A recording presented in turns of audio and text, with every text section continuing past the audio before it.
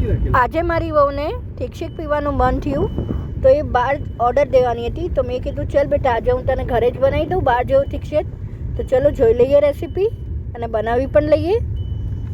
1 cup આપણે strawberry લઈશું, એને ચોપ કરી અને ફ્રોઝન કરવા મૂકી દઈશું. સ્ટ્રોબેરીને આવી રીતે કટ કરવાની છે અને એકચ્યુઅલમાં ફ્રોઝન યુઝ કરવાની છે. હું તમને ખાલી બતાડી રહી છું કે આવી રીતે કટ કરી અને ફ્રોઝન કરવા મૂકી દેવાની.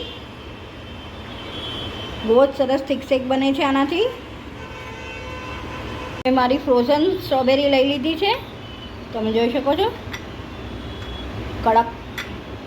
તો બસ આવી જ સ્ટ્રોબેરી લેવાની જ. ક્યારેક કોઈ ગેસ્ટ આવવાના હોય પ્રી પ્લાન હોય તો તમે સ્ટ્રોબેરીની સિઝનમાં સુધારીને મૂકી દો અને રાતના ફ્રેશ તમે બનાવો તો મજા પડી જાય એવી રેસીપી છે આ.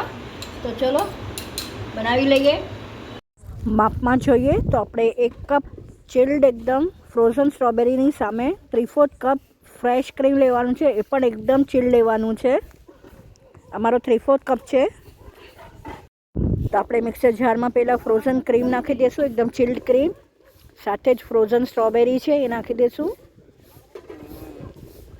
અને હવે આપણે એમાં સિરપ એડ કરીશું એકોર્ડિંગ ટુ યોર ટેસ્ટ. આમાં આપણે 2 ટેબલ સ્પૂન સિરપ એડ કરીશું સ્ટ્રોબેરીનું અને બ્લેન્ડ કરી અને ચલો સર્વ કરી દઈએ.